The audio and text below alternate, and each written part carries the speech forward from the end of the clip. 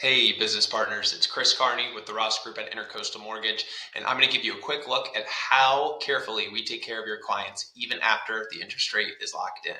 So, volatility in the market has been a little chaotic over the past couple weeks, and I'm showing you a chart here that illustrates that a little bit. What I want to do is zoom in on the past month, so dating back to mid-November.